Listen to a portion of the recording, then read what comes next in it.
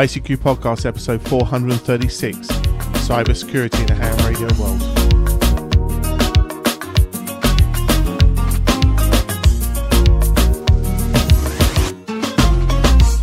Well, hello and welcome fellow Amateur Radio enthusiasts to this our 436th episode of the ICQ Amateur Radio Podcast.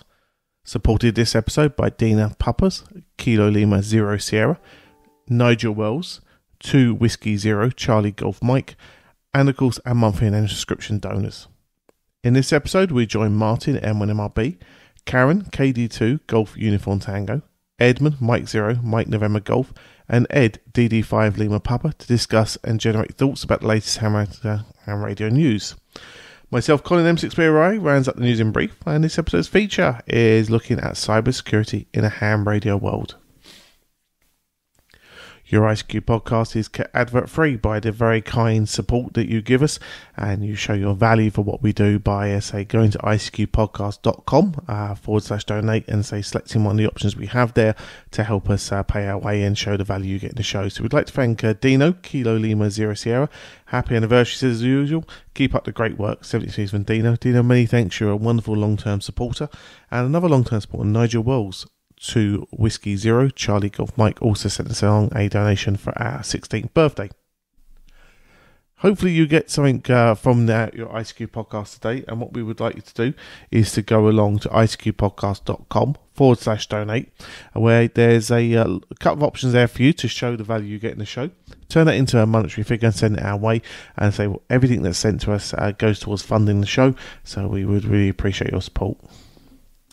Right, well now we're going to join Martin, Caryn, Edmund and Ed to discuss and generate thoughts about the latest amateur radio news, including broadcast networks to spread Australian broadcast, and also ARRL Teachers Institute on the wireless technology as a third level. As always, hope you enjoy.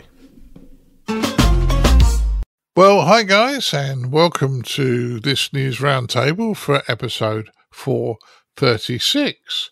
Tonight, I'm joined by Caryn Eve Murray KD2GUT. Hi, Caryn. Hello, Martin. Hope you're doing well. I am ducking and diving as always, Caryn, and trying to keep out of trouble. Failing miserably, of course. We also, on my side of the pond, we have Mr. Edmund Spicer M0MNG. Hello, Martin. Hello, everybody. Yeah, good to hear you, Edmund. And over there in Germany, hopefully the weather hasn't been too bad for you, Ed, is Mr. Ed Durrant DD5LP. Yeah, on the other side of La Manche, since we've got the French Olympics going on, we'll use the French name for the, I hope I got it right, Edmund will correct me anyway, for the English Channel. Yeah, so on this side of the English Channel and a bit across. Yeah, weather's been good apart from one really nasty storm today in the middle of the day. Good evening, everybody, and let's get on with the show. Yeah, it's a good one, mate, good one. So, unfortunately, Mr. Dan Romacek couldn't be with us tonight.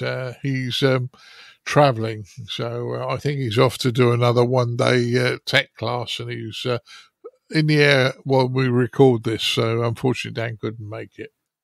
Right, our first one, Ed, you came up with this, and it looks as though it's something that is bucking the trend. Broadcast network to spread Australian broadcast FM and TV coverage.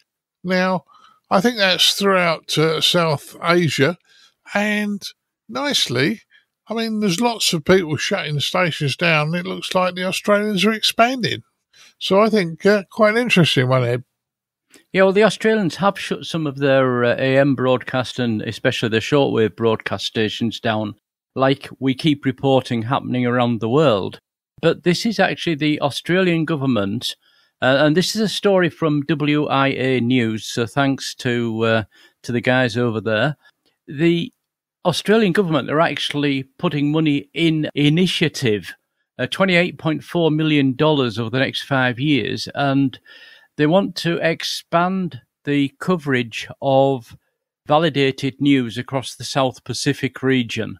And the way they're going to do that is by partnering with all the little islands and island nations and companies there so that they can actually provide them with news coverage out of Australia. And this really is bucking the trend because everybody else is pulling in. Yes, there is going to be an internet component of this, but most importantly, there is going to be FM broadcast and television. And you might say, well, why not use shortwave radio? It covers the area better, or use AM even on medium wave. But you know, how many car radios and how many radios in homes these days have shortwave or AM? But everybody has FM still, and hence I think that's the way they're going. So good on the Minister for Communications, the Honourable Michelle Rowland, and their government's wish to expand normal terrestrial coverage via their partners in these other countries across the whole of the South Pacific, and not be closing radio stations down for a change. Back to you, Martin.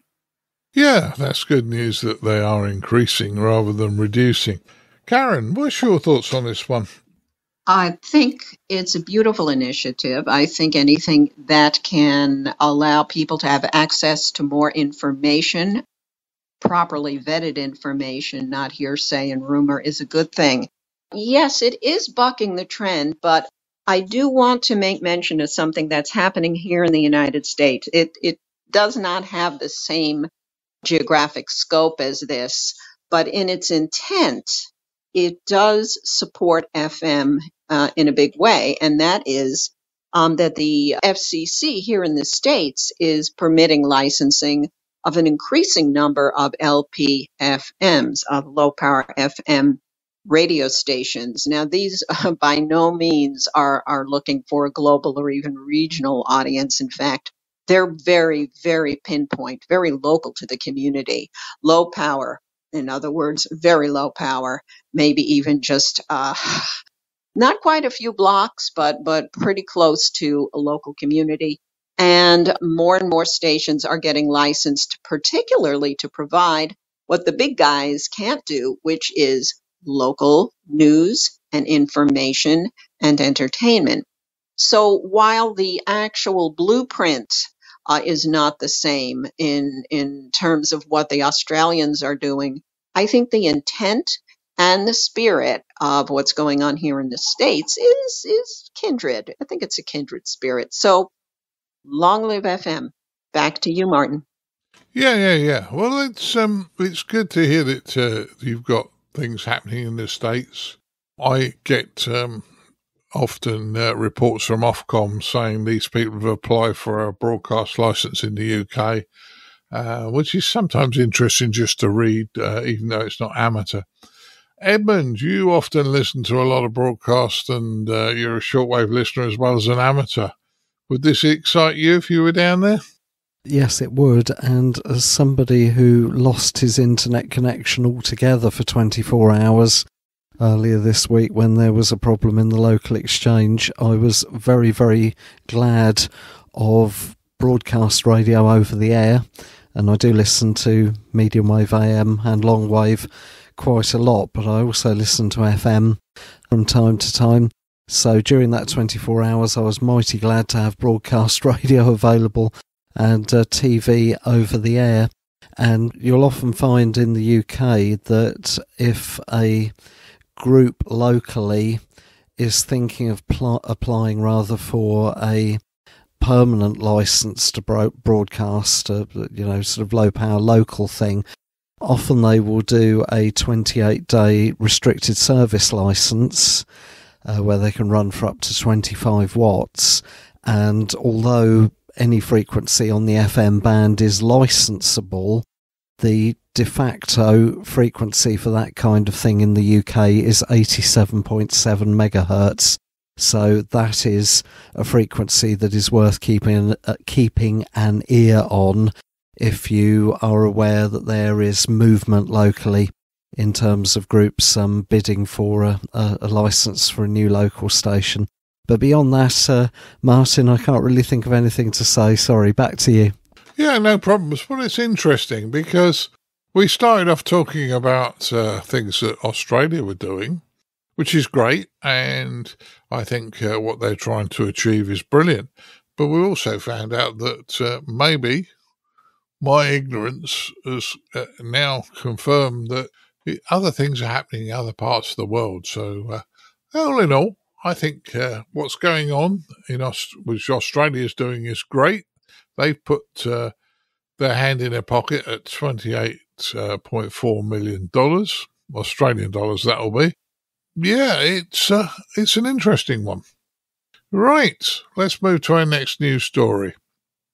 The ARRL Teachers Institute on Wireless Technologies has just added a third level. So we've talked before about the teachers go off to the ARRL and they do their training. I believe this one, if I remember right when I read through it, is going to be aimed on space and what's going on in space, which will be quite interesting. Caryn, what's your thoughts? Well, Martin, I cannot count how many stories have crossed my desk in the last couple of years having to do with teachers or mentors gathering students together and doing balloon launches, APRS tracking, all sorts of things that basically get the kids fired up. And these range from very, very young grade school children all the way up into high school. Balloons are hot. People like the balloons. The balloons give them a sense of launching things and taking ownership of being able to have radio in space. It's very exciting. Let's face it, that's where a lot of people end up in their amateur radio careers. It opens doors for them. It trains them to think. And where would we be? Think about it as hams. Where would we be without space? That's where the ionosphere is. That's where the sun is. We may as well embrace it and make it part of a curriculum. I think it's very forward thinking of the ARRL. I think its time has come. The teachers are already doing this, so why not codify it into a curriculum, make it formal, introduce new ideas, and really it will be interesting to see, now that this is formalized, in what direction it goes. Back to you, Martin. Yeah, I think it's very, very interesting. I mean, I've often had discussions with Martin Rothwell of, I wish this happened when I was at school. And I left school many, many moons ago. So, yeah, amateur radio was around. It wasn't spark gap transmitters, guys, before you start writing to me. Edmund, would you have loved to have had somebody in your school set up a radio club and told you about these things? Yes, absolutely. I was at school when I discovered what amateur radio was, and in those days the internet wasn't around as it is today. Social media wasn't everywhere. We didn't have smartphones, and yes, international phone calls were doable, but they were horrendously expensive per minute if you rang over a landline. So the idea that you could set up an amateur radio station that was free to operate, apart from the cost of the electricity, obviously, and potentially talk to people anywhere in the world back in the early 90s, that blew my young mind. I think that would be very difficult to replicate these days. But having said that, based on experiences at Jamboree on the Air events that I've done in the past, even the young scouts who aren't particularly interested in amateur radio and HF propagation will suddenly become a lot more interested if you mention things like you can bounce your voice through the International Space Station, or off the trail of a meteor, or off the Northern Lights, the Aurora. So I think this is something that will interest young people, Martin, and it's a good step forward. Yeah, I think so, Edmund, I think so. And as I say, I left school well before you, but it didn't happen. Now, Ed, you've had an amateur radio license a lot longer than me, because I got put off early on by a bad person. But going forward, teaching and all those sort of things, this has got to be good news rolling it in, hasn't it? Yes, it is. And coming back to the story, this is TI3, Teachers Institute 3, and it is only being taught to those who've done number 1 and number 2. So it also points to the ARRL expanding the overall institute's material. So, yes, anything to do with space, balloons, subspace, actually, because, the balloons don't actually go into space officially, does sort of catch the imagination of a lot more people than, okay, we're going to bounce this off the ionosphere around the world and talk to my mate in Australia. So, yeah, and if you show technology, yes, but you've got to also point out that this isn't technology that relies on trillions of dollars worth of infrastructure and can be controlled by governments around the world, but this is technology that you control, that you build, and all of that is still a valid item of interest to youngsters, because all youngsters, and we were the same, they all want to be sort of rebels, and oh, I can do this, I can go and take this exam, I can get this license, I can use the satellites, I can talk to the space station, all this, and their mates are going, you what? So, and that's the kind of buzz, the kind of magic that gets people into the hobby, I think. And yeah, good on the ARRL for adding this to their already wide palette of things that they do in the Teachers Institute. And more power to their elbows. Back to you, Martin. Yeah, I think the Teachers Institute that the ARRL do is a very, very good thing. Maybe I'd like to see it possibly worldwide. It would be a great generation for our hobby. If you get a teacher excited, they're going to stand in front of 30, 40 people and be excited and tell people about things. And I keep going back many times is you have to be passionate about your hobby, and you have to tell people when they stop and ask you, you have to have a good story to tell. I mean, that comedy wise, but you have to be passionate about it, because if you're passionate about it, then people will find out more. And I think this is brilliant of the ARRL adding more to it, which will improve the knowledge of the teachers. So good one. Yeah, Martin, just to add a little piece in there, in India they have something quite similar, as in the Telecommunications Institute of Telecommunications or something. They actually do bring teachers in and teach them so they can go back and include amateur radio into the prospectus of what's covered at schools. So the ARRL were probably the first, but they're not the only ones. So in India it's done as well, but I don't know of anywhere in Europe that's doing this. No, it's a shame. I didn't know about India, but that's good. But it's a shame. And I think the problem is that because we have become a minor hobby, I think people don't know about us, so they don't ask. And when you sit in front of somebody and you tell them, they're actually quite interested. You do what and blah blah blah, and yeah, I think we do need to get more to the public, as I've said many times. But that's a good one, Ed. Right, let's move to our next one, and I'm going to get you go first on this one, Ed, because you added an extra bit to this that I hadn't spotted. But SpaceX gives details of the spacecraft to deorbit the International Space Station. So as we said in a previous podcast, the International Space Station is being deorbited in about 2030. Not that far away, guys. So this is how they're going to do it, isn't it, Ed?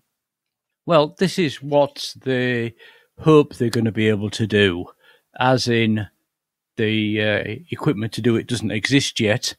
However, the approach taken by NASA is to give a contract to SpaceX, as we've mentioned in an earlier podcast.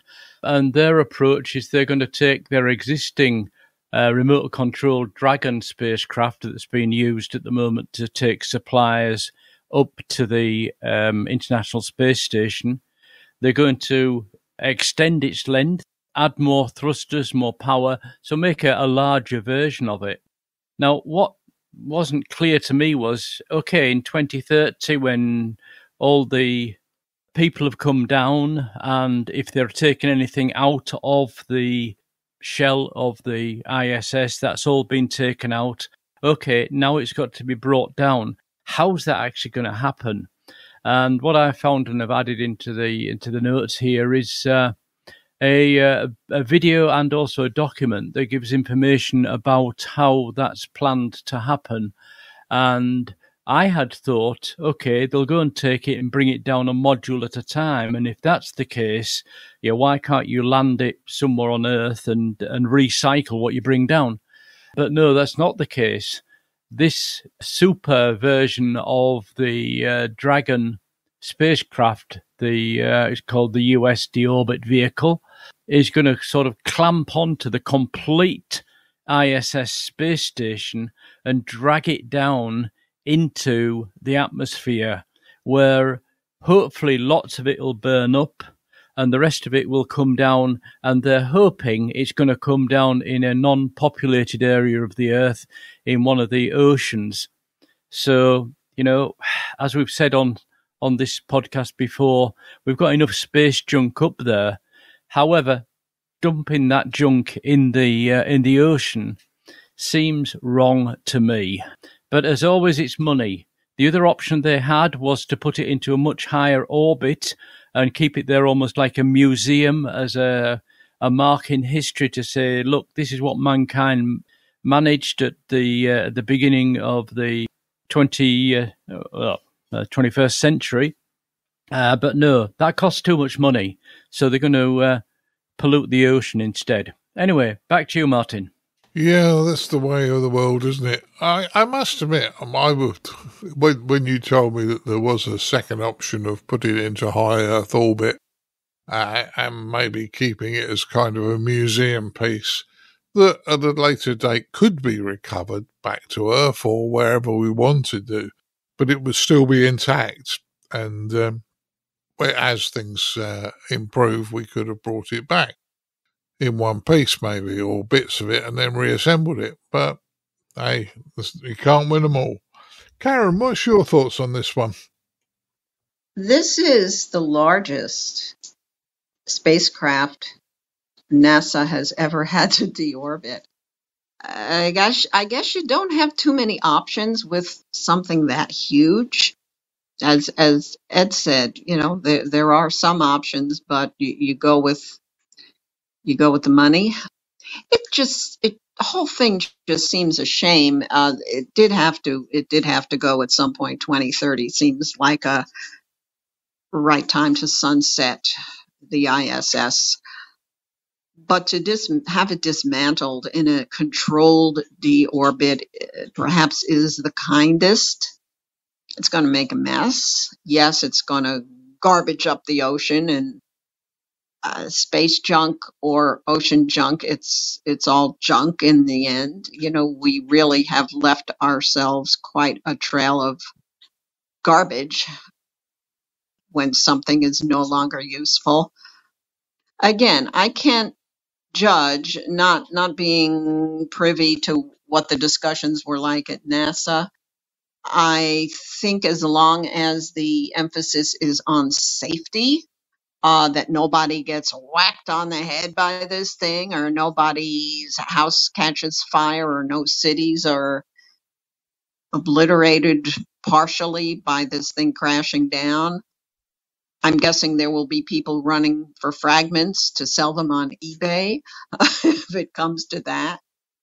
Basically, we'll watch and wait and see how it goes. Hopefully nothing will go wrong. It will be well thought out, and gotta have faith. I hope that the successor to the ISS will last a good long time, because that's bound to be even larger. But what a shame. Again, the legacy of the ISS is just quite remarkable. Back to you, Martin. Yeah, you're right. It is a shame that it's going, and it is a shame that that particular spaceship is an international spaceship, not just one country running it. So a little bit of a shame. And if it's got to be deorbited back to Earth, let's hope they get the safety right. Please get the safety right. So there you go. Right, next news story. And a college ham club was found during a renovation. So, interestingly enough, call signs were engraved in wood, parts of the wood of the building. So, Caryn, you want to go first on this one? Sure, Martin. This was Lehigh University in Pennsylvania, and it appears that the carvings, the call signs, outlived the ham club. That's pretty sad. There is no more ham club on the campus, and that's a shame. But people really didn't have it in the forefront of their mind in recent years, and the existence of the club was unearthed by some renovations being done in the building where they had used one of the rooms for storage for the ham club equipment. So it's surprise, there were hams on campus. There was once a vibrant club, and now there isn't. Maybe this will spark a revival of the ham club. Maybe not. We'll see. But, it got me to thinking after I saw this story, how many other colleges don't have a club but used to? And why? Why do they fall out of favor, especially now with the emphasis on science and technology? You would think that amateur radio clubs, even with an emphasis on digital these days and higher tech, would have some growth, some popularity. So I'm picturing these guys doing a archaeological dig and coming across these ancient call signs and saying, "Oh, look at this." When in fact, it's not so long ago. It's still within our lifetime. I'm hoping this story will revive the club. One of the graduates of the college actually renews the call sign every time it needs to be renewed in the hopes that one day it can be brought back. So cross fingers. You never know, but hopefully we'll have the story when it happens. Back to you, Martin. Yeah, it'd be good to bring them back to life. And I think I was saying to yourself before we pushed the record button, these call signs date from around 1969. Now, there wasn't an internet or places you could really publicise yourself and one thing and another. And I'm sure graffiti writers and people who carve things on trees and all those sort of things, they're there for us to see, but they've probably even forgotten they did that. So I think it's interesting. Edmund, do you have any thoughts on this one? Well, this is proper graffiti carvings. I don't speak Italian fluently, but as I understand it, the ET at the end is little or small, and graph comes from the same root as griffe in French, which is to scratch. So I think I'm right in saying in Italian, graffiti literally means little scratches. So engravings fall into that category. Yes, I hope the same as Caryn, that the discovery of these call signs will be unusual enough or enough of a novelty to spark people's interest, and maybe contemporary students may be able to get the club up and running again. And if they do, hopefully the original club call sign will be relicensable. I know it can happen in the UK.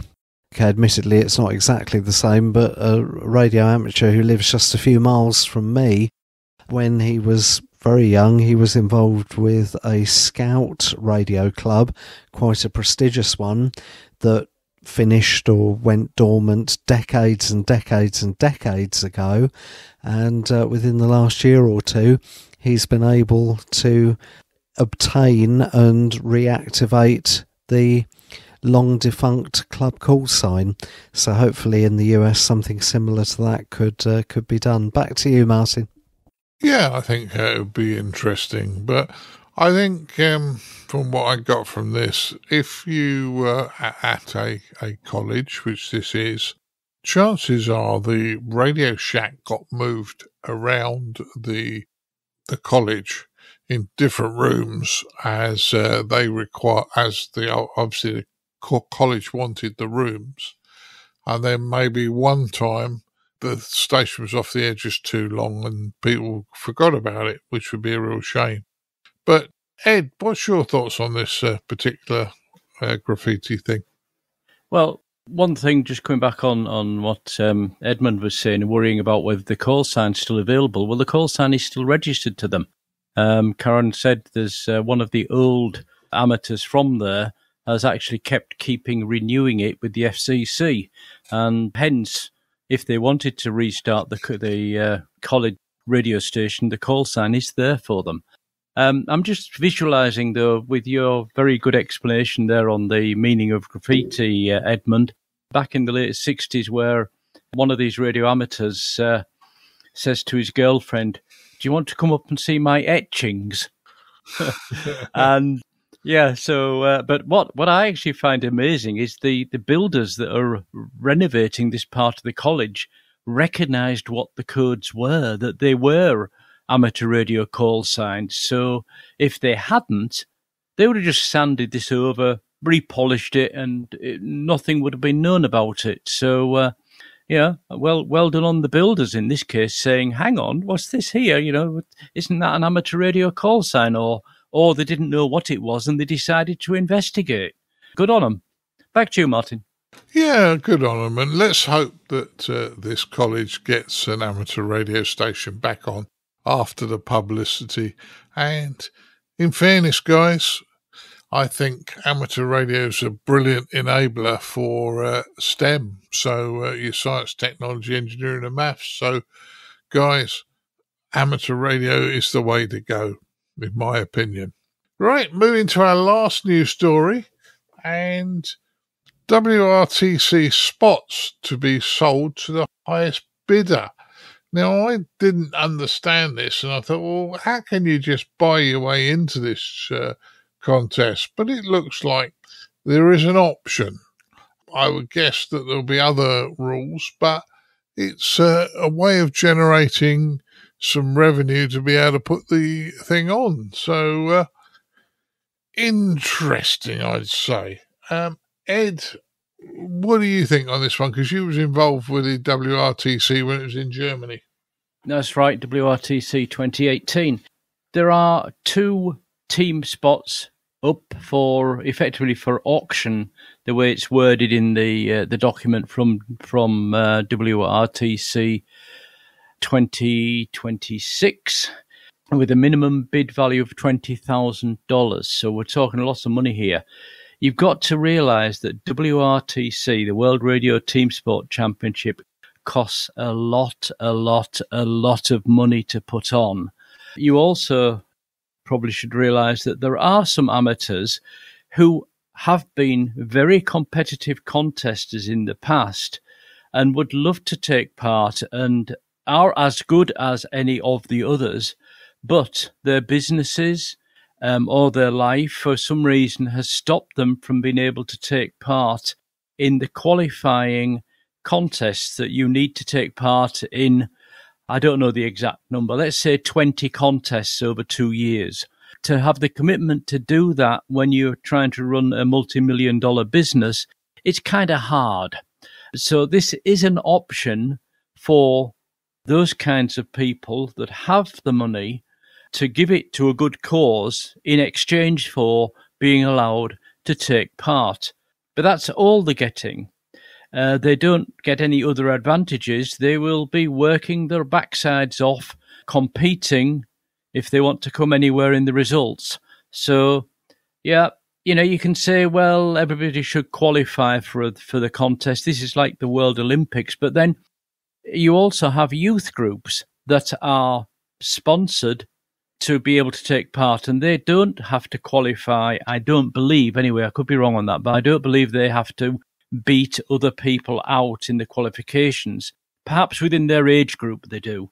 But in any case, there's money needed to pay for them to take part. So, maybe part of what these people are paying pays to have youth in the competition. And I think there's 2 or 3 spots reserved for that. So you've got the 2 paid spots and possibly 3 youth spots, which means everybody else is competing for the remaining 45 spots in the WRTC. When you first hear it, you go, somebody can buy into a competition, but there's a good reason for it. And my experience in Germany was certainly that the people that bought their way in that way were actual contesters of the top class who simply did not have time to go through the qualifying contests, and hence it was their only option. And it brought money into the event as well. Back to you, Martin. Yeah, well, that's interesting. It's interesting. I mean, I looked at it and went, wow, if I had enough money, I could buy myself in. Hi. Not that I would, because I'm not a contester, guys, for you all write to me. Although I do the odd one with the club. Edmund, would you have done any of this in the past? Well, if I was taking part in an event and I could either qualify on merit or qualify by handing over a large wad of cash, then personally I would prefer to qualify on merit, but I don't think that's a very fair comparison. As Ed has pointed out, these things must cost an horrendous amount of money to organise.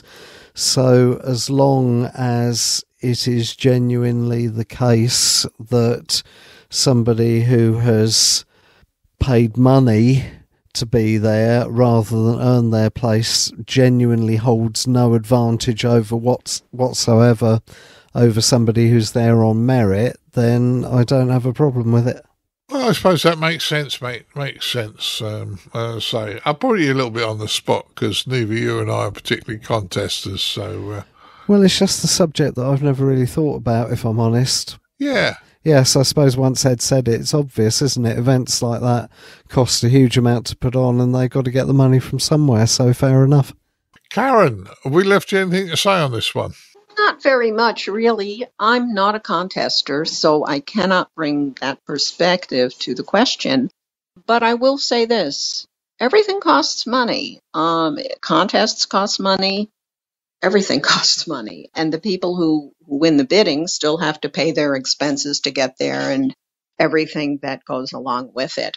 Is there any shame in being there because you're not there on account of merit? Probably not, because as Ed pointed out, you sometimes have obligations in life that prohibit you from being on the air 24/7. I know there are busy weeks we all have where we don't get on the air as much as we'd like to. There are things that come up. So this is a nice way to allow for that and provide an opportunity for some folks. And wow, what a brilliant way to raise money. I think it's a win-win. What I think is especially neat, and I would love to see if this could ever happen, imagine if one of the sponsored teams actually placed.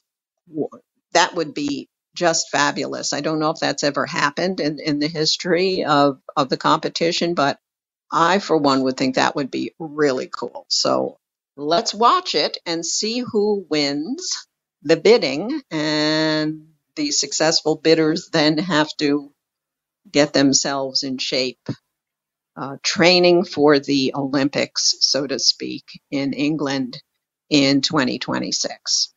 Back to you, Martin. Yeah. Well, it's an interesting one, and I'm sure more and more of these things will come out as we're learning how the thing is going to hold together and how to promote it and hold it together. I haven't spoke to Mark since I was out in Dayton, but, there is a fair amount of fundraising to do. And I know his wife, Georgina, is doing a lot of the fundraising. So that's a good one. Right, that concludes our news stories. Let's find out what everybody's been up to since the last time we spoke. And we always go with this group. Ladies first, don't we, Caryn? Yes, thank you. Most of what I'm going to say that I've been up to hasn't happened because of solar and terrestrial weather. This has been a really inactive period for me, which has left me excessively grumpy, I'm sorry to say. However, I've got some stuff to look forward to. We have International Lighthouse and Lightship Weekend. Looks like my plans are shaping up. Not sure yet. It will probably be on the Saturday of that weekend. And it is likely to be, I'm hoping, the Horton Point Lighthouse, which was built during the presidency of George Washington. So it's a fine old lighthouse, I'm told, with a gorgeous view of the water and of Connecticut on the other side. So this will be as much an adventure as anything else. In the past, I've gone to the Fire Island Lighthouse. I had planned originally to do a solo activation closer to the QTH, but that doesn't seem to be working out logistically. So we'll see how that goes. And the Big E, been waiting months and months and months for this, and there was some lovely coverage. Ed, thank you for that discussion on the previous episode of the podcast where we got to talk about International Dog Day and International Cat Day. Cat Day is running presently, and we will be activating Dog Day here from the U.S. as a team. Kilo 2 Delta, there will be 8 of us. Again, the previous episode of the podcast has the details, but I'm super excited. This is the biggest team ever to be involved in this across a couple of countries.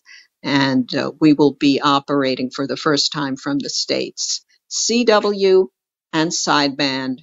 I invite every one of our listeners to please work us and support the cause of raising awareness for dogs who are abused, abandoned, and in need of some big help. That's going to be it. Oh, and the skeeter hunt. We do want to try that. I'm not a QRP operator, but I'd like to be part of the skeeter hunt. I am skeeter number 161. Let's see how far my 5 watts will take me. That's it for me, thinking and looking forward to the future when amateur radio comes alive again, we hope, for me. Back to you, Martin. Yeah, sounds like you're going to have fun coming up. And one thing I will say is, people have to call CQ. The bands are not always dead. It's just often people don't call CQ. Often people sit there for hours, Caryn, listening and not actually calling. So enjoy your skeeter hunt, and hopefully all goes well. Edmund, what have you been up to since we last spoke? Not very much. There are still quite a few special event stations on the air from France for the Olympics and Paralympics. So listen for call signs starting Tango Mike and then two numbers, and then Juliet Oscar, Jeux Olympiques, Olympic Games, or Foxtrot Oscar, Flamme Olympique, Olympic Flame, or similar. Even though they've been on the air for months and months, they are still going, some of them, even though the competitions have now started. The third weekend in August is the International Lighthouse and Lightship Weekend, as Caryn has mentioned. There's all the information about that you could ever need on the website at www.illw.net.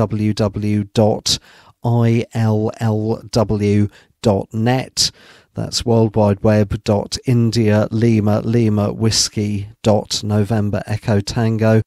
And just a quick plea, if you know that you are going to take part and put a lighthouse on the air, please, please, please do not leave registering on the official website until the very last minute.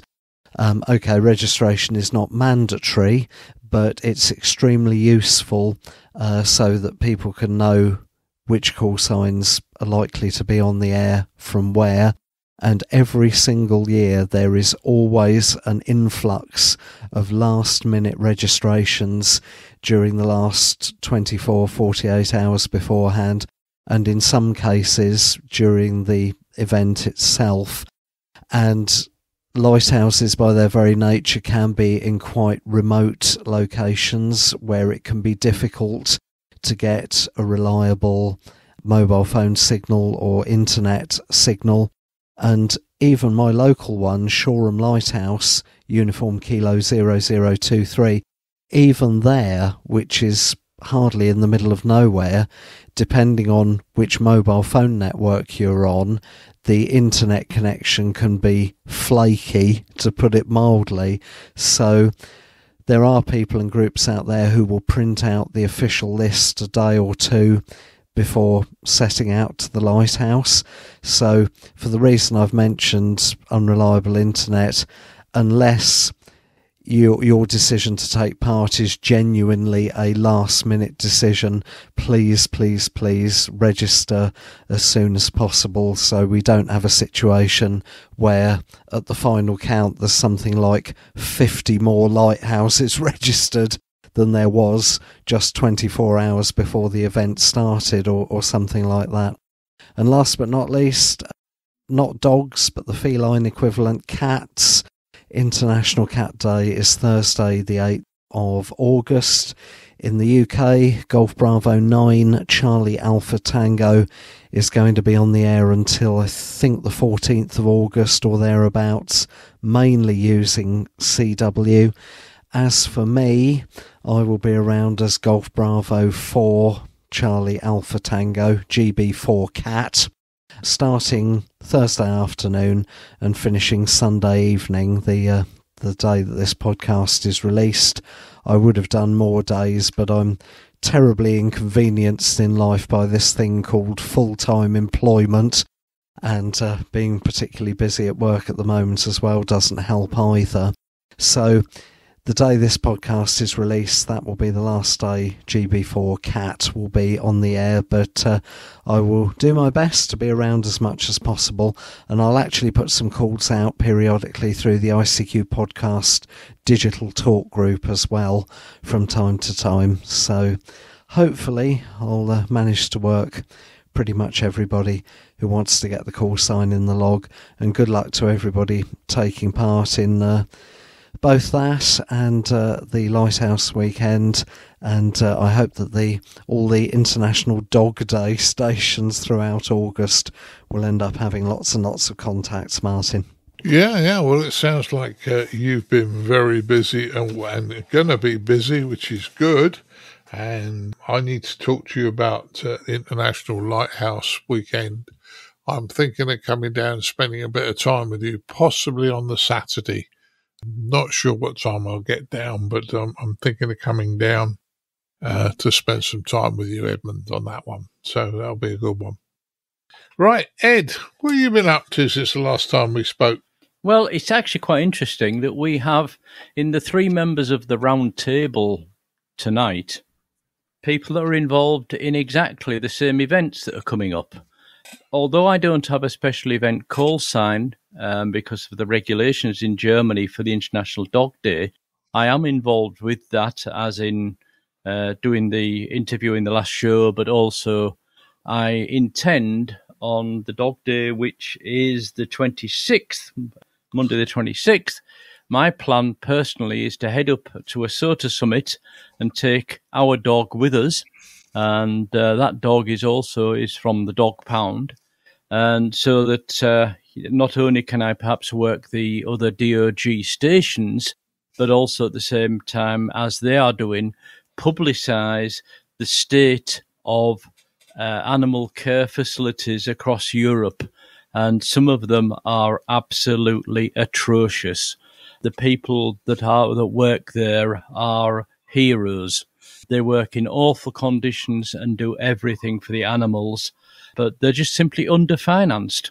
And that's reflected, I guess, in the fact that the special event station's taking part both in the Cat Day, which is tomorrow is the main day for the cats, the day after we recording today, so it'll be a few days earlier when the podcast comes out. Both for the people involved in the Cat Day and in the Dog Day are all trying to promote this awareness of the problems that are there. And there are stations in both events from Latvia, from the UK, and from the US. For the US, it's only Dog Day at the moment. But, we're hopeful that perhaps next year I'll find a way of convincing the regulator that I should also be able to have a special event call sign. To do that, I would need to stage my event probably at the local dog pound and also link up with them as... if you like, sponsor to the fact that I can get the call sign. But International Lighthouse and Lightship Weekend, I will be on from Lindau. 2 lighthouses. One is the oldest in Germany, and I believe the oldest in Europe, and the other is the most southern lighthouse in Germany. And I'm not sure if I'll be on the Saturday or the Sunday on that. It will depend on the weather. And as for and what I've been doing the last few weeks is trying to get my radio equipment, antennas, etc., ready for that event, but also for the International Dog Day. But I'm a little bit bemused by the fact that Karen apparently is going to go chasing one of our presenters from Amateur Radio Newsline, Skeeter Nash.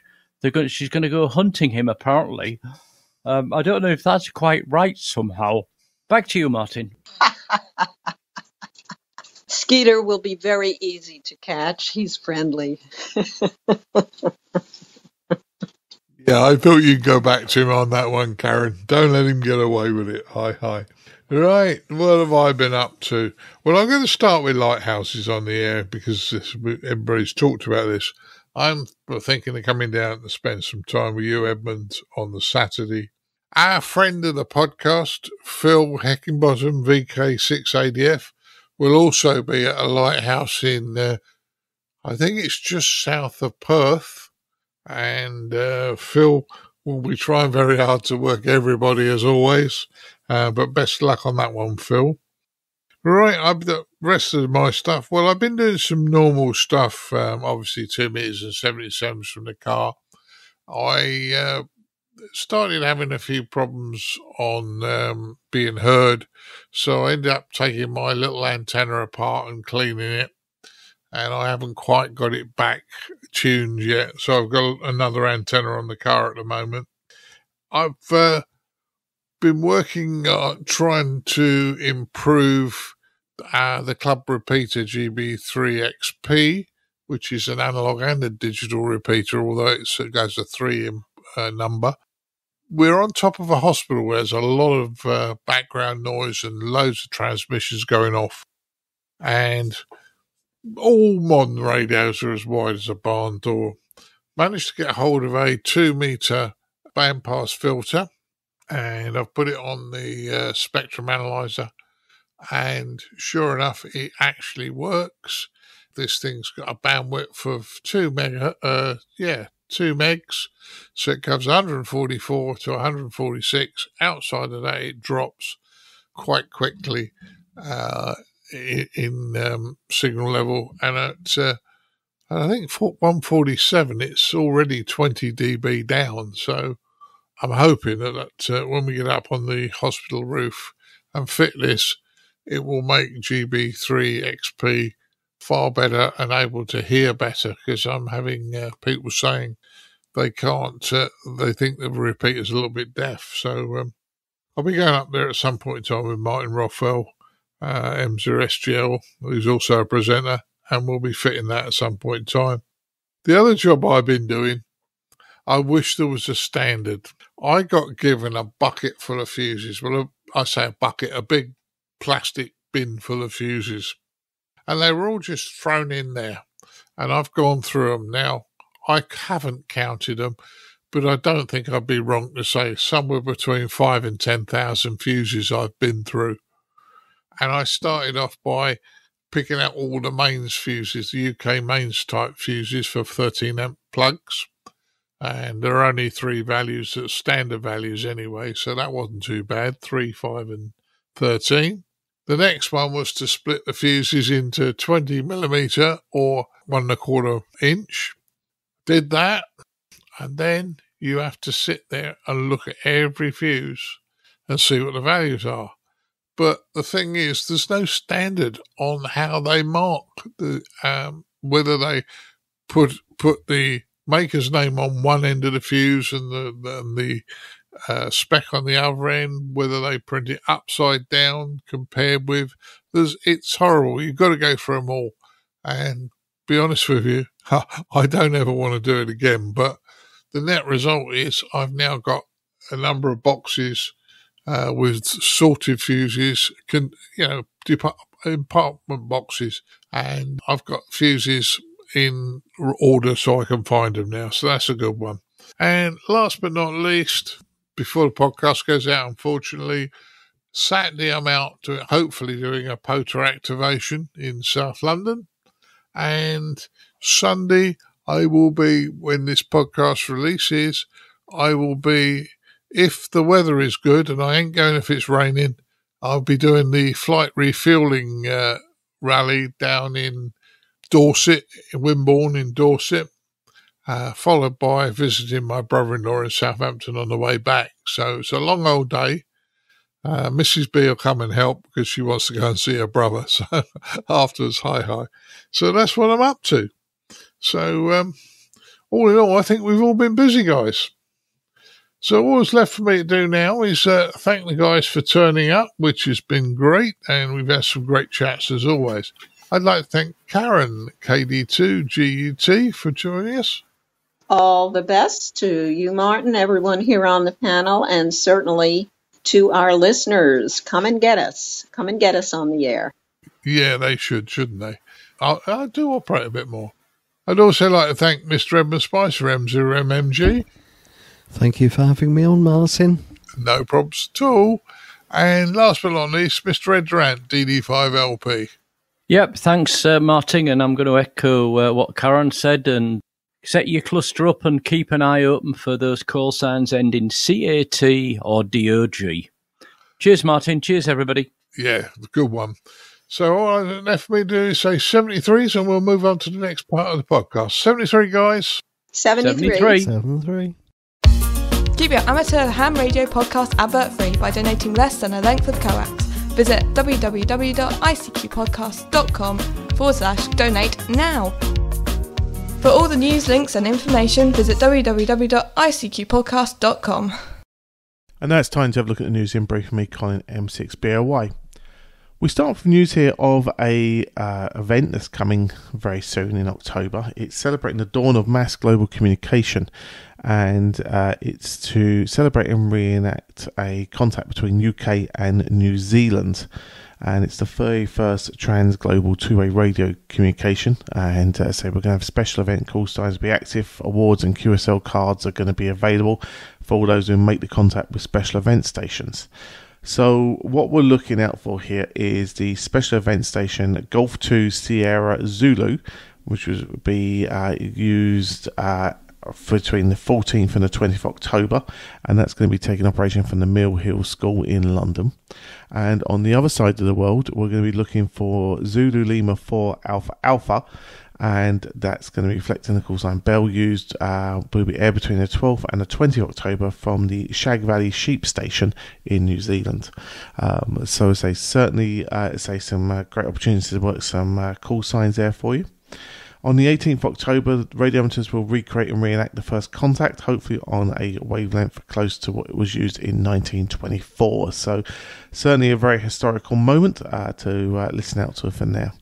We've got, awards, etc. available for radio amateurs, and you need to check out GB2 November zulu.com for more information on those, or say the ICQ podcast webpage where you'll find out all the information on that for you. So certainly say some great opportunity in October to work a very interesting special event station.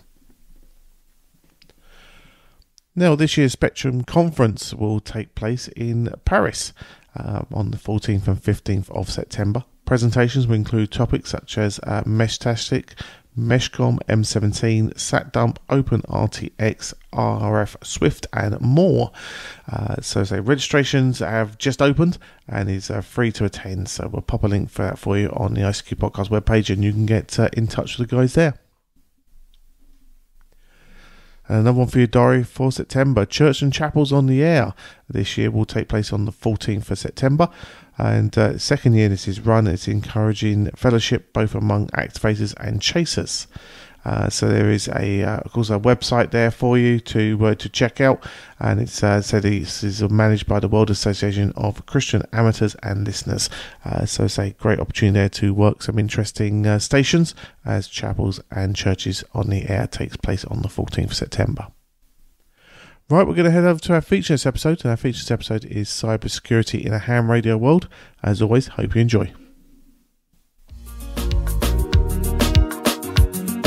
And now for this episode's feature from the ICQ podcast.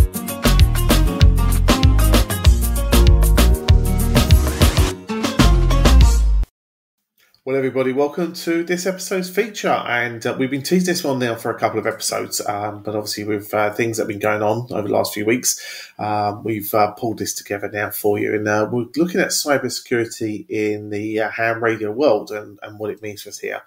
This obviously started off with the incident with the ARRL back in May that happened, say, during Dayton Hamvention and the knock-on effects of that incident, and obviously then bundled together with the CrowdStrike incident a few weeks after. So we've just taken stock and time to have a think about this feature, and we really want to discuss, I suppose, what happens in this case scenario. We're not necessarily going to dive too far into the ARRL's exact issue, but we're going to talk about this in general, and then what you can do as hams yourself and also your clubs and your groups you're associated to, etc. What you could do to make sure you do everything you can not to fall foul of this instance. Now, we're really lucky because with me today are two of my colleagues who are IT industry specialists and work with, say, in the data security world and in their day jobs. So we've got Chris Howard, Mike Zero Tango Charlie Hotel, and Bill Barnes, Whiskey Charlie 3 Bravo, who are joining me for this chat as we really probably relate some of our real world experiences of our day job into this one here. So thanks for joining us for the feature, guys. Good evening, Colin and Bill. How are you doing? Good evening, Chris and Colin. Thank you. So probably best first if we touch on the incident that happened back in May with the ARRL and what happened here with this. So as I say, we were at Dayton Hamvention, the three of us, with our colleagues Dan and Martin, and so there was noise going on at the ARRL stand. A lot of noise there, a lot of people scrambling and seemed to be doing a lot of work. And then all of a sudden there was news coming through that there were a lot of instances with a lot of their systems and how it hurt from there. So, Bill, I think you've got a decent handle on this from an American point of view. And really, it was just really a case of that they'd had this sort of data breach that had crippled online systems and brought down a lot of the systems like Logbook of the World, etc. Yeah, I was very hesitant to use the word breach because it implies a certain legal term. However, they did file paperwork for a breach for employee data. I'm trying to think, that was later in June, early in July. So that's been confirmed, but the bleeping computer articles that we were reading and the various press releases implied that they basically got hit with ransomware. And, you know, I feel bad for them because there's really a huge lift that you have to go from basic protection to ransomware level protection. And a lot of organizations can't do that. So a lot of smaller organizations, and we're going to talk about clubs here in a little bit, they mainly have to focus on access control and recovery efforts so that they could rapidly recover from a situation. The ARRL is kind of in the middle. They're not a huge organization. According to the filing, they have 150 employees. So that makes them a mid-range business. But at the same time, they have serious amounts of intellectual property that they need to protect properly. And I was reading over the minutes of the board meeting they had, and it looks like they are going to take steps in their strategic plan here to address these issues and start taking it, very seriously. The last update that they put out, which was around July 9th, so about a month ago from when we're recording this, is that they're still recovering systems. They got most of the stuff available again, but there's still a few ancillary systems or processes that they're still working on. And that could be just as simple as the system's fine, but they want to make sure that there was no access, no modifications. They want to make sure that they plug any security concerns that their partners illuminated. There's a lot of things here that they could do. And likewise, a lot of these attacks, at least in the last year or two, really focused on the human element, meaning most of it was spear phishing. So someone would send you an email, you would click on a link would get you to do something, and then at that point, whatever that link had you do gave them access to your systems. And I pulled some stuff out of the Verizon VBR report that they come out with every year for cybersecurity, and it's like 2023, 68% of the breaches was basically somebody had to do something like a spear phish, and they did that, or they gave their credentials up with a fake login screen. 15% of the breaches could have been prevented by robust patch management. And what that means is all the software you have installed in your environment, whether it's just one computer or a large network of computers, you need to make sure that software is up to date and supported, specifically when the updates are related to security flaws. And one thing that surprised me in the report was a lot of growth last year in breaches involving errors. Now 28%, and that means that's somebody made a mistake, whether it's a mistake in setting the system up, they didn't properly secure it, or they didn't properly patch it in time, or they didn't properly deploy it as per the manufacturer's directions. And so I'm kind of like weaving through here because I don't want to get too terribly deep in this, because there's a lot of things we don't know about the ARRL incident yet because they haven't released it. So I'm talking in very generic terms, and I'm sure Chris is going to, pull out a few things here, because I'm going to pass over to Chris now on things I missed with the ARRL stuff and just in general how the industry is looking right now. Just before you pick that, Chris, I just want to refer to somehow this is when technical. When we turn ransomware, what ransomware is? It's a virus that hits your PC and it encrypts the files on your machine and usually asks for bitcoins to release those files. Those files also may or may not also be copied off the machine and given to the malicious actor in that case scenario. So that's what ransomware is for people who don't know. And the other thing, just to touch on what Bill said there as well, before I hand to Chris, is that in relation to the human element and this, what's called the spear phishing attack, is that I suppose as IT industry for the last sort of 30 years, we've always said to people use a different password for every website you go to, make it long, make it alphanumerical, etc., and then remember them. And the problem is with so many services now, so many different things, it's getting harder and harder for people to have all these different random passwords. And what's happening in a lot of case scenarios, in fact, though, is unfortunately people aren't changing their passwords, or they're using the same passwords constantly, and that's allowing a lot of this human element stuff to kick into play. So just to explain those things for that time. So Chris, I'll let you pick this up now from your perspective and get your observations too.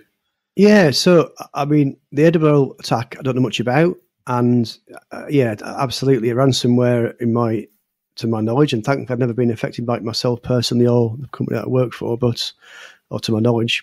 Yeah, it's exactly what you said. It's software which gets onto your computer, potentially spreads around the network to affect a number of machines, and essentially encrypts the files. And the very worst case of ransomware that I'm aware of was an attack a few years ago. I think it was 2017. There was it was actually to do with Ukraine and Russia. I think this actually came from the Russian government trying to affect the Ukrainians, and it was called NotPetya.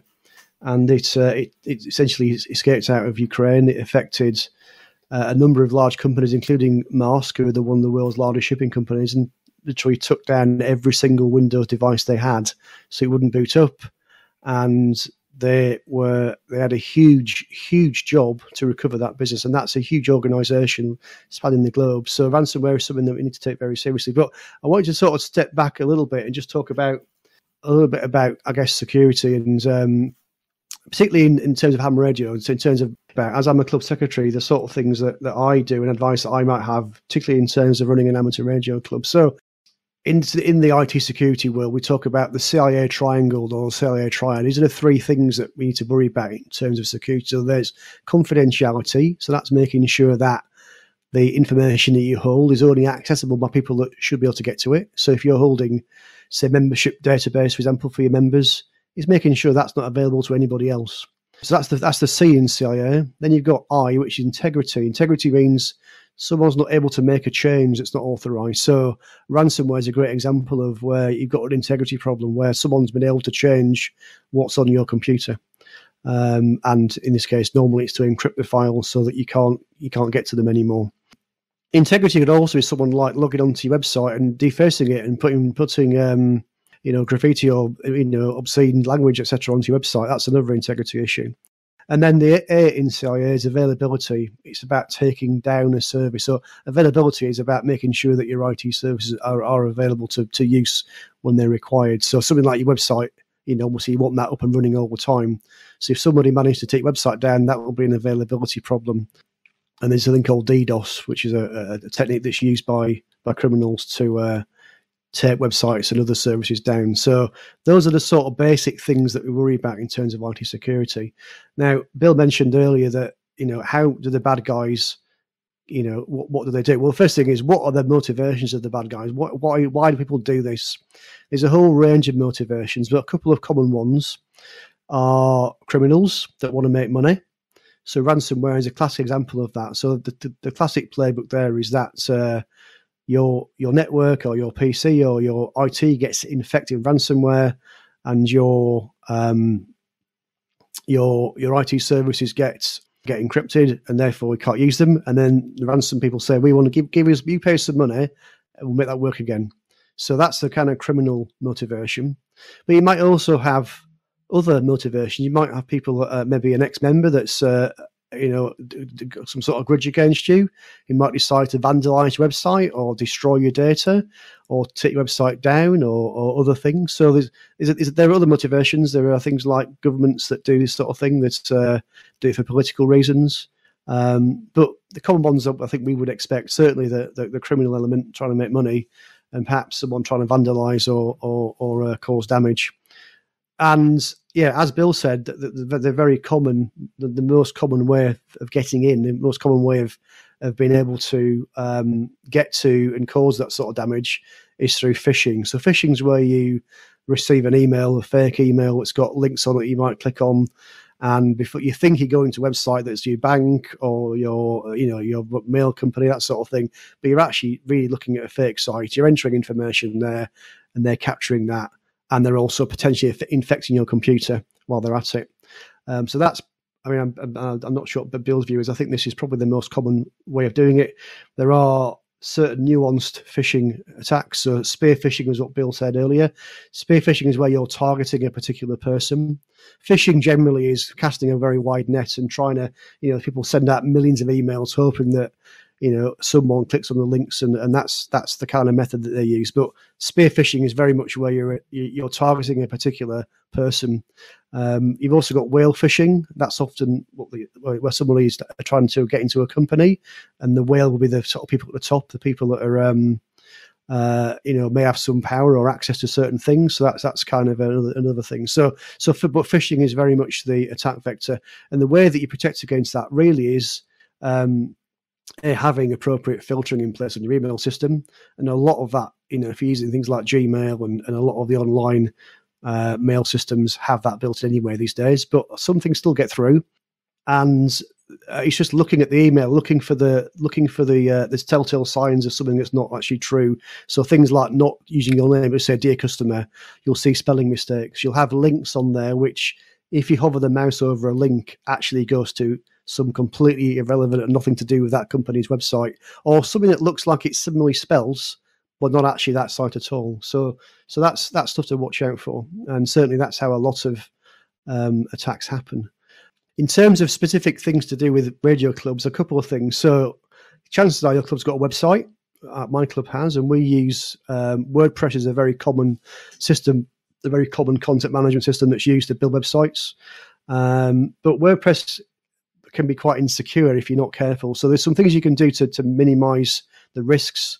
Certainly, I would suggest you're looking to minimize the attention. We call it minimizing the attack surface, minimizing the ways to get in. So the less things you've got on there, the more difficult it is for an attacker to attack because there's less ways to get into you, essentially. So things like removing unnecessary templates, unnecessary plugins, things that aren't being used, get rid of them, because they're all ways an attacker can try to attack you. And then there are certain security tools that you can use. There's one called Securi, SECURE, URI. That's quite a nice tool that will alert you to suspicious attempts, suspicious activity. It will, and you will actually find when you install these sorts of things, you'll actually realise there's an awful lot of attempts going on all the time. There's lots of automated attacks. There are people on the internet that aren't particularly sitting there typing at a keyboard, but they're actually using tools to automatically attack websites of a certain type, and it's quite surprising just how many you'll see when you actually start to log these things. It will also do things like disable access. If it detects that someone's trying to constantly log in with a failed login, it will actually disable that particular IP address, that particular person from coming in anymore, block them completely. It can also be used to check if the software on your website has been tampered with. So that's security tools, and there are other ones out there are quite useful in kind of hardening your website.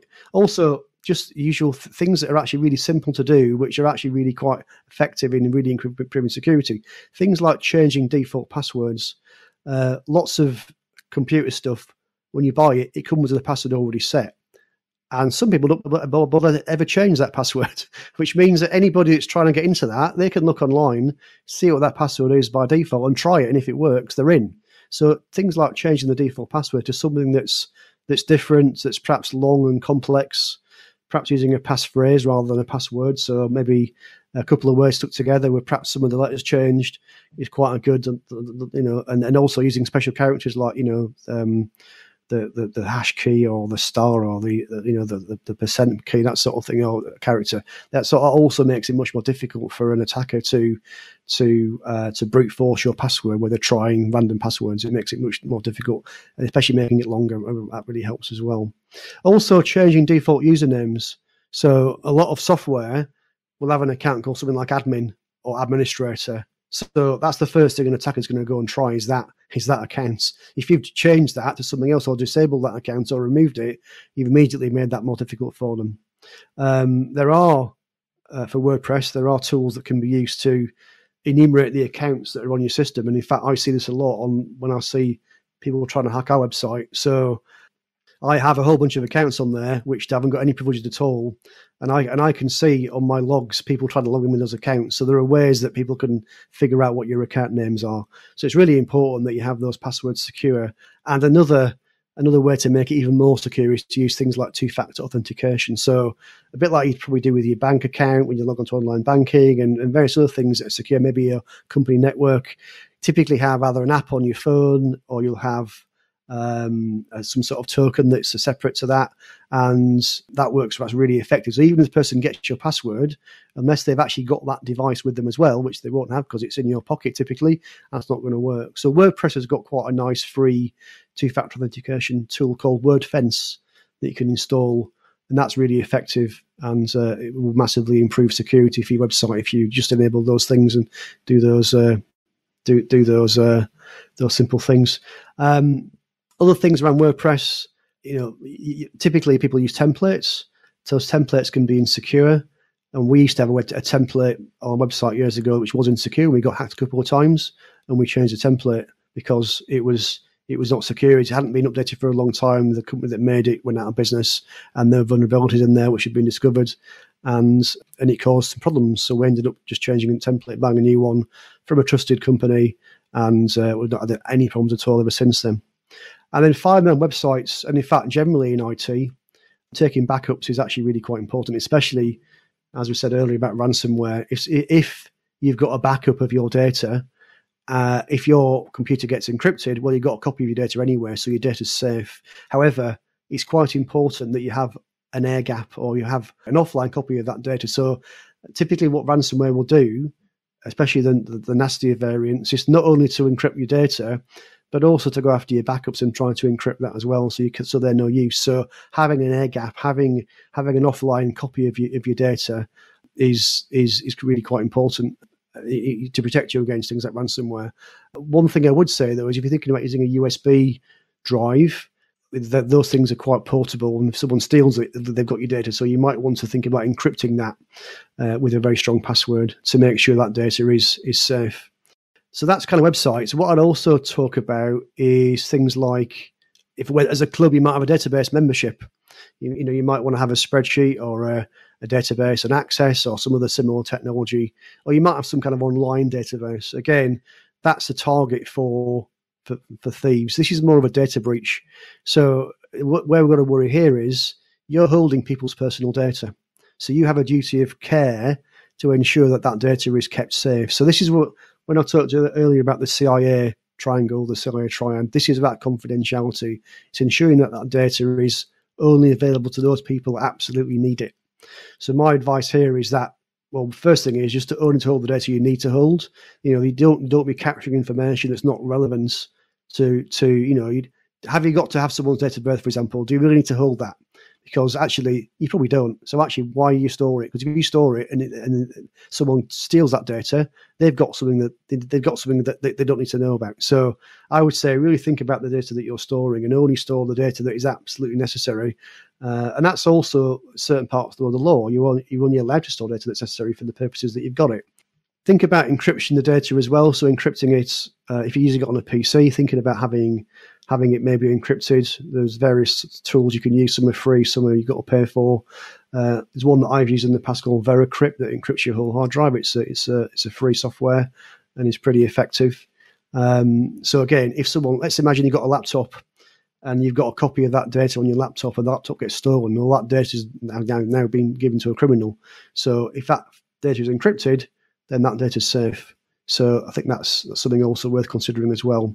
And again, backups, making sure that you've got an offline copy of that data. So if something bad does happen, you've got a way to recover it, particularly if it's something like ransomware. So I feel like I've done a lot of talking here, so I'll pass it back to the guys in a second. I think just finally, having a plan to recover. So just thinking about what could happen. Unfortunately, what happened to the ARRL is happening all the time to organisations. In the news every day there are stories of ransomware attacks, of cyber attacks. These gangs that are out there are growing, and they are very hard to detect, very hard to, they very rarely get caught. They're often in another part of the world, and sadly these attacks and these incidents are more and more, occurring more and more.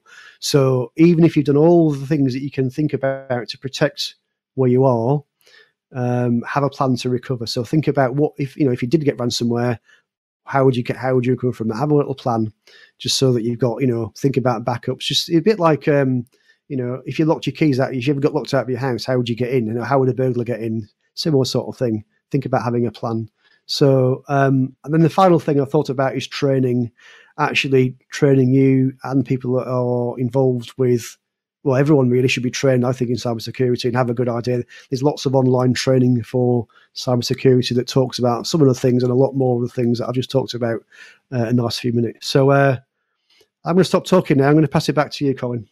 Yeah, and to put it into some simplicity on this, it's a legal requirement in so many jurisdictions now. So in the EU, we have GDPR, which was ratified by the UK government before Brexit. So it all applies across the whole of the European Union and the UK. And Bill, you were telling me there just beforehand that we now have Colorado, California, and Virginia now with similar laws for data protection as well. And these things do apply to ham clubs and special interest groups that hold sensitive, identifiable data in the same way it does to massive international organizations. So it is important that we have a look at this information, this data from there. And the biggie is there's a term which is called ransomware in a box, which basically means it's not even the clever now criminals that do this sort of stuff. People can buy these infections and just send them out into the wild and wait for a hook to be caught. And it's relatively cheap for them to do it and very expensive for people to recover from it when it happens to them. So, prevention is the best medicine.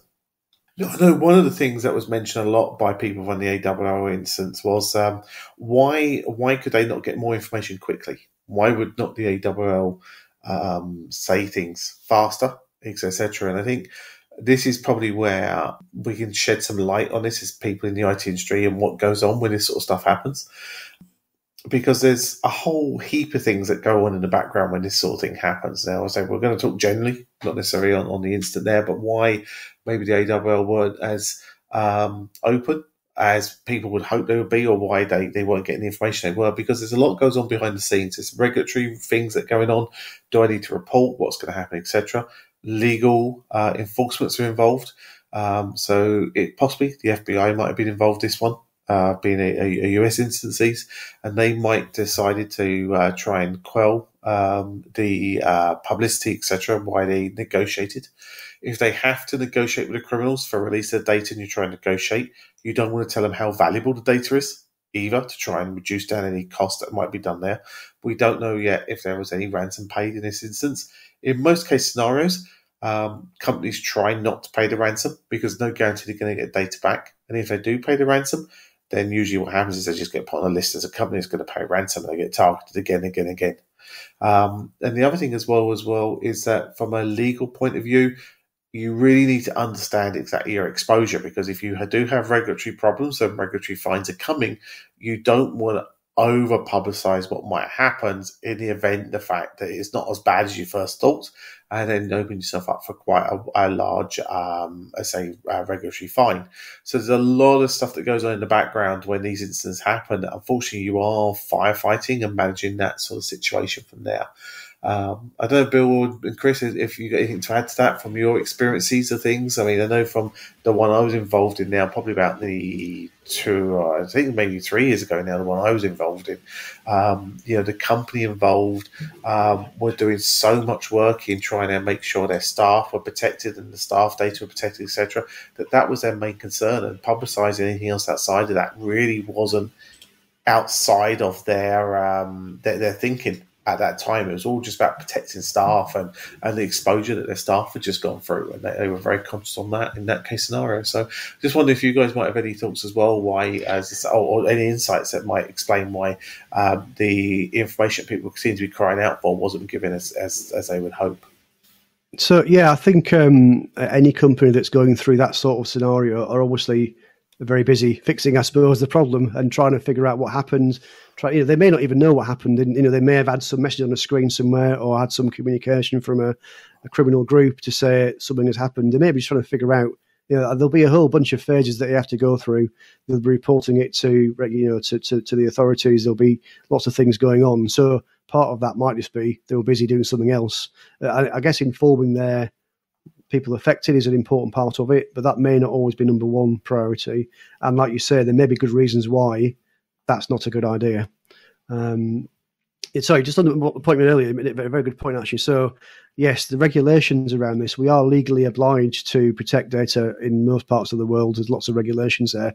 So for example, in the case of ransomware, I was actually looking at the news story about a UK-based company that provided medical software.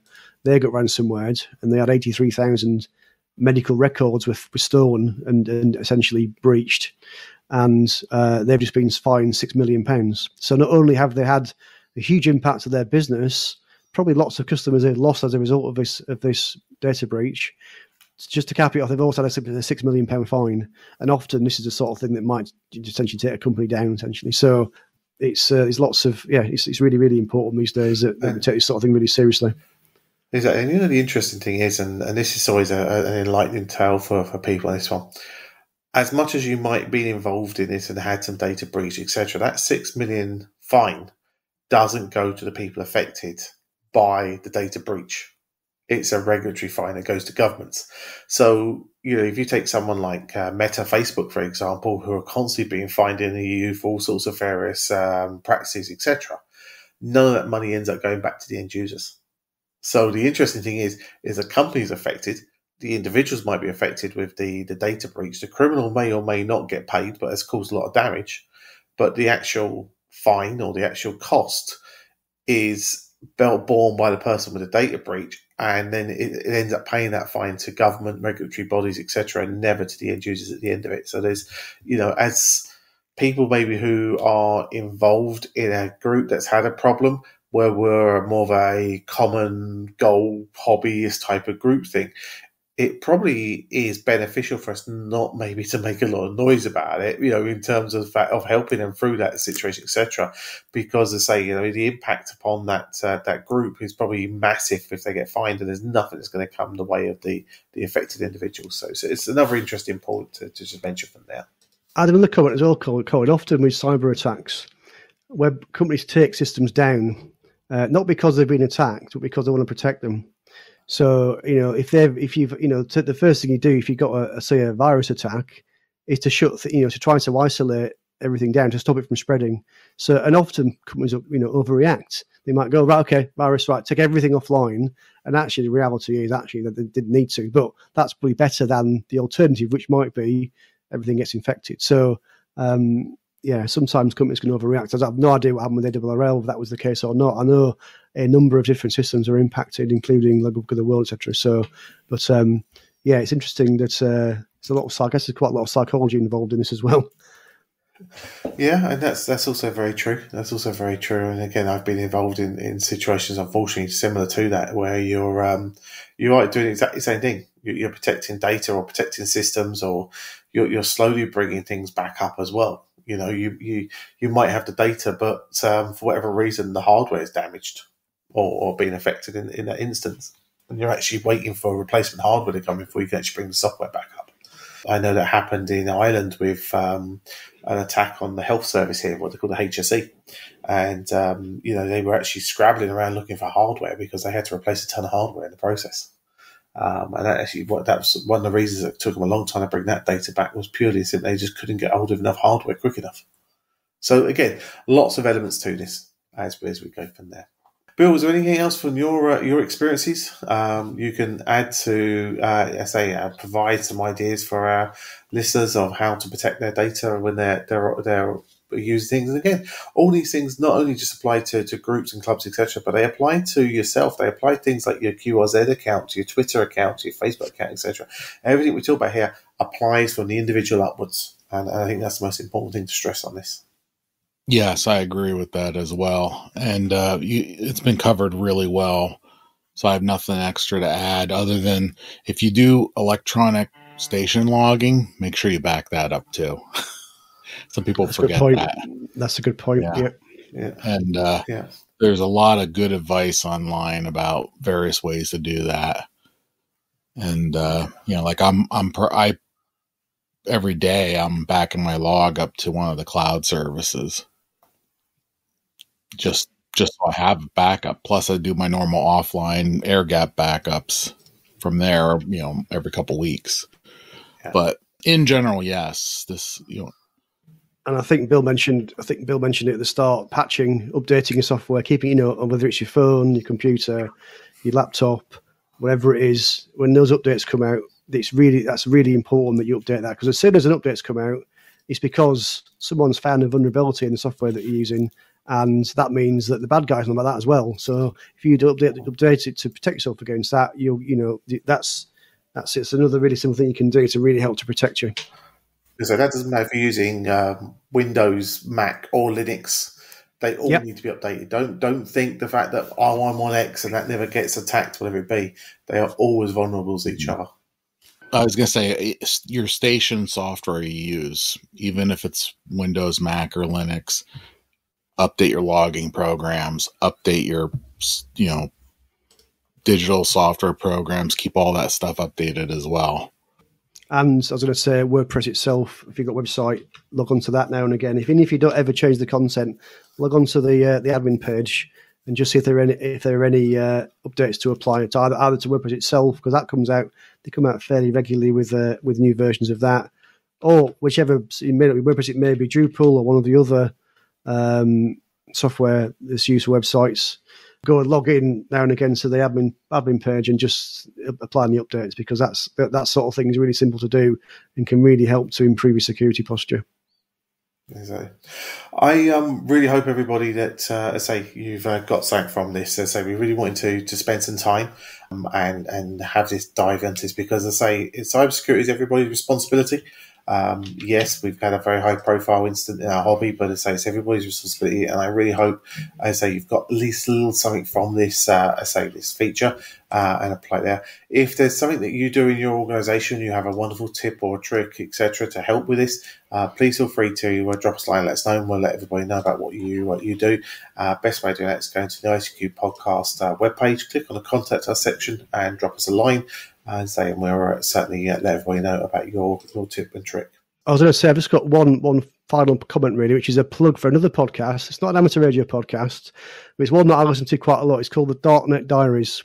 And very, very good podcast. It's all about anti-security. It's all about this sort of topic.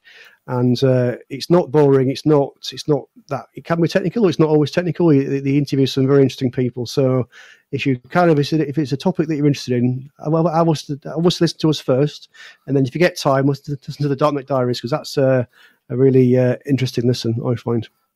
Exactly. So I'm going to thank Chris here, Mike Zero Tango Charlie Hotel, and Bill Whiskey Charlie 3 Bravo. Thanks, guys, for your professional insight into this problem. And say, everybody, I really hope you got something from this episode's feature. Thanks a lot for listening. 73. The ICQ podcast. Come for a moment. Stay for an hour. Hi, guys. This is just a short review of a trip I had a couple of weeks ago down to Willesborough in Kent, where there's a lovely windmill, and the organiser calls it a grand field a day. And trust me, it is great fun. But unfortunately, my SD card corrupted, so there's only a couple of interviews fairly quickly.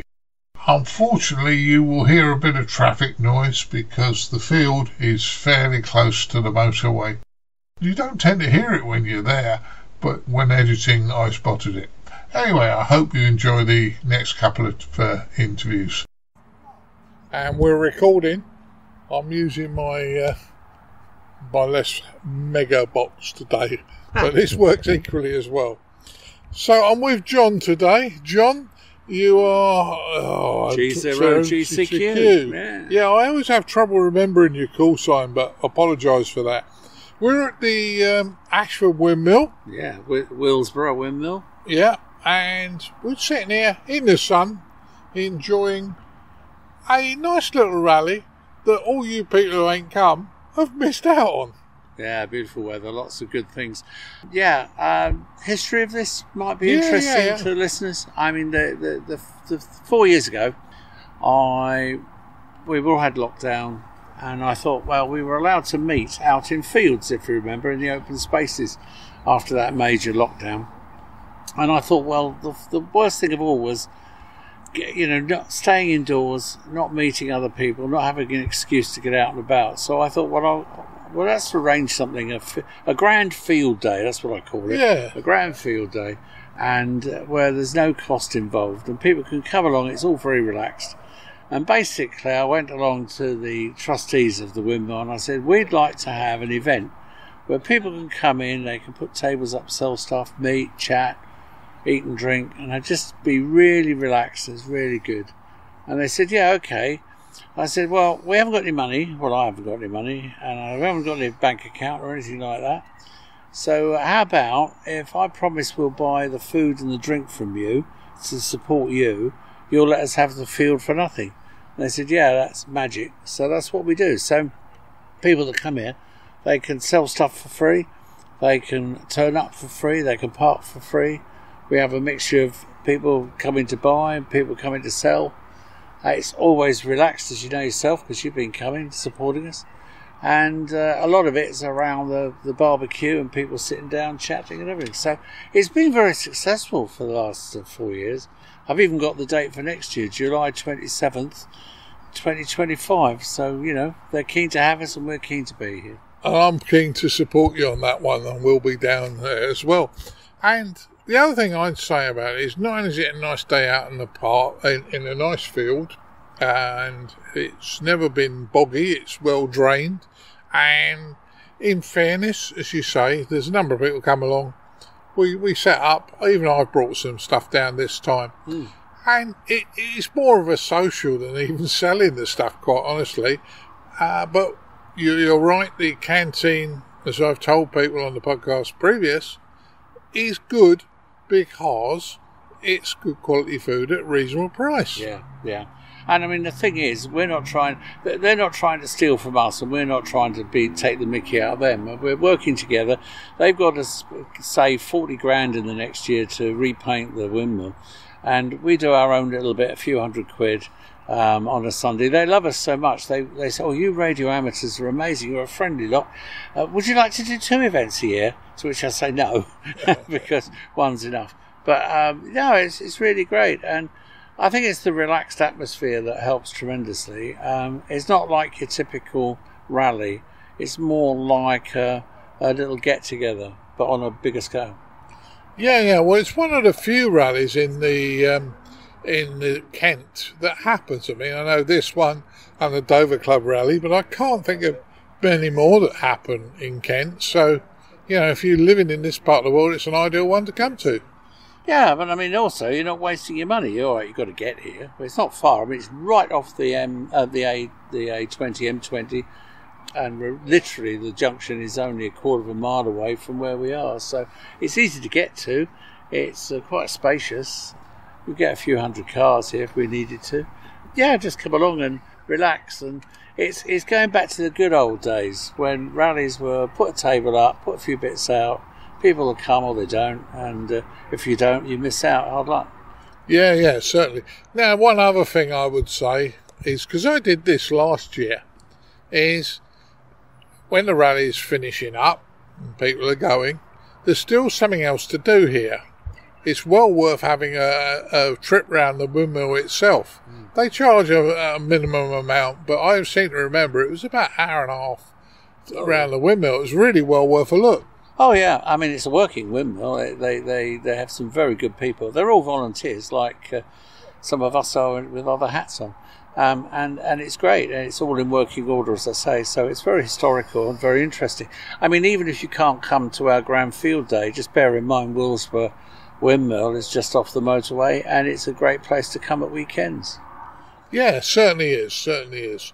So you've given us a date for next year. Yeah. Let's hope it's as dry as this one. Ah, well, aren't we lucky? It's absolutely brilliant weather. It's better than the continent today, it is. So, yeah, 27th of July 2025 is the next one.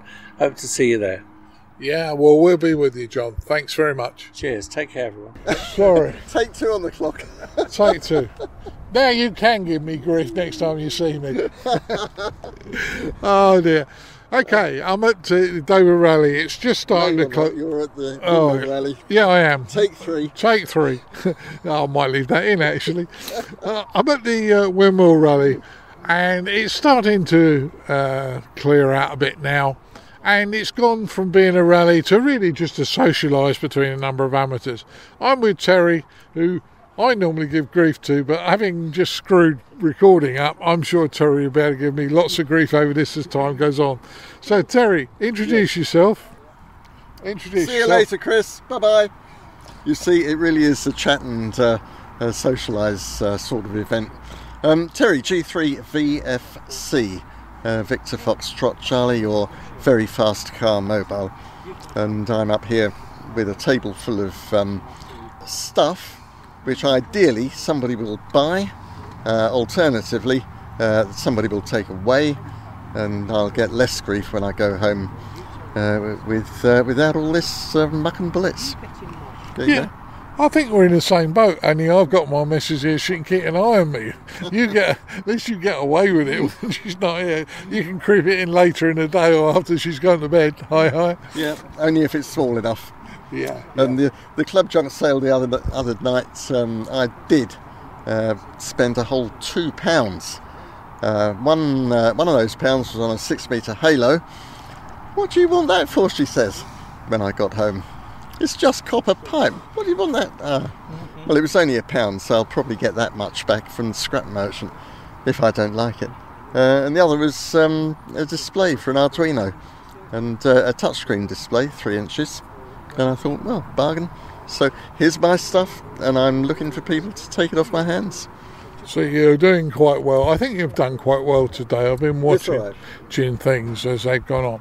Yeah. Now, just as I arrived, you were telling your friend here about wave meters and why you should have one. And in the old days, we had to have them. Nowadays, in the new licensing where it's gone very black box at Foundation Intermediate, yes, they don't have to as much as we did, do they? They don't have to have a wave meter, but if they did, they would find out what they are putting out rather than what they should be putting out.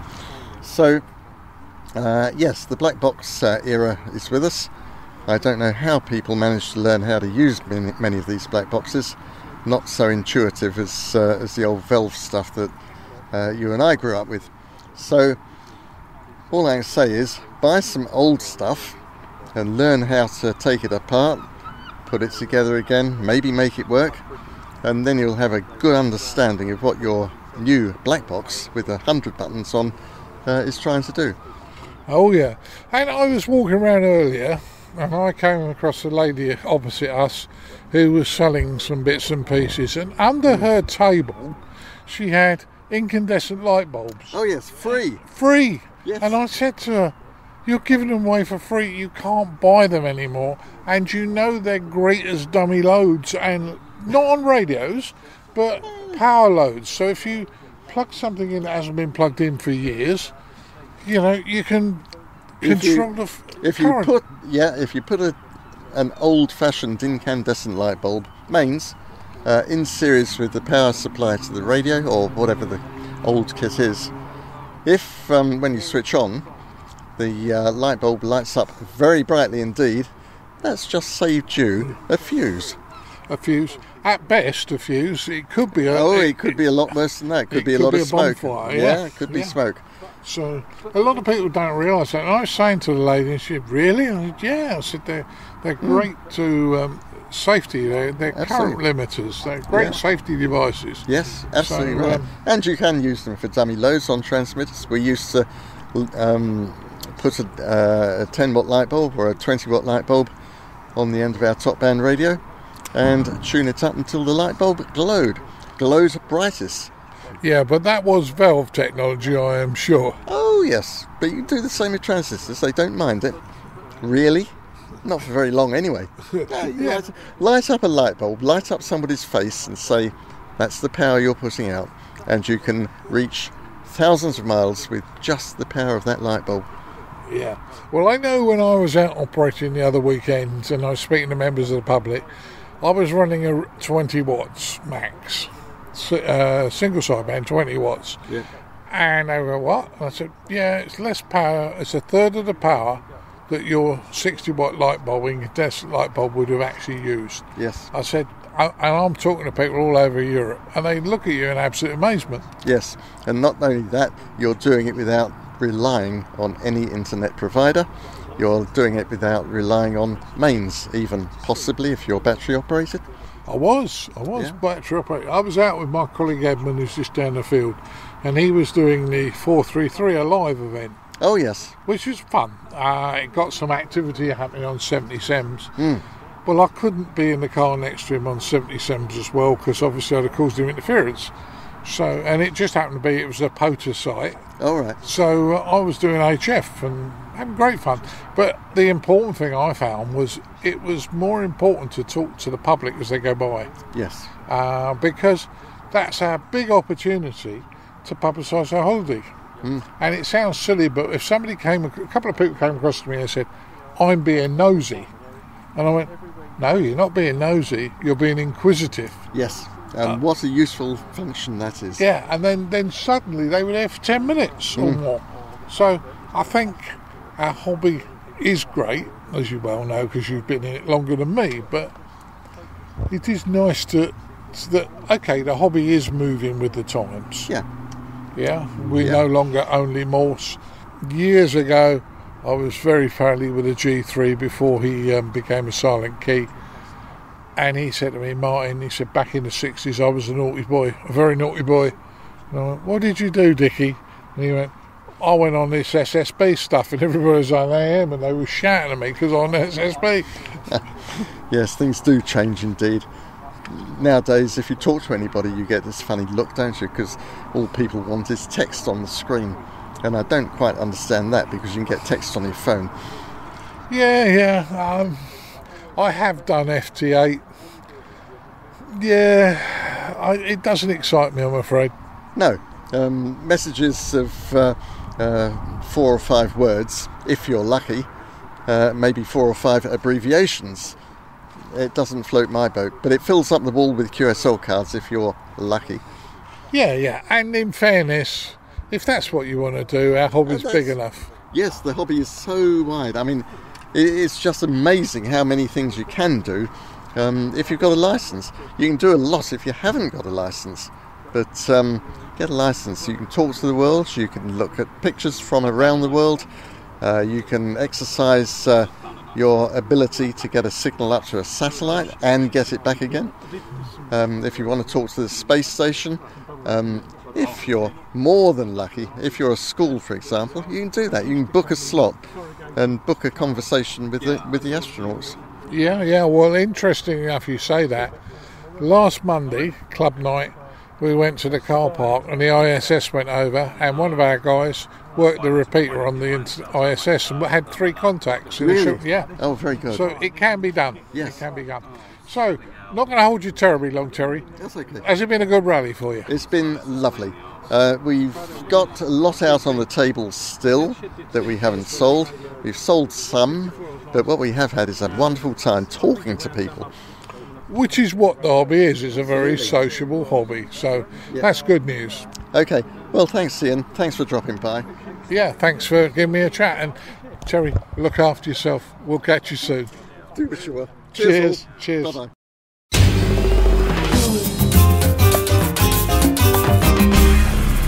The ICQ Amateur Ham Radio Podcast, serving the amateur ham radio community fortnightly since 2008. Well, everybody, I really hope you got something there from our feature on cybersecurity in the ham radio world.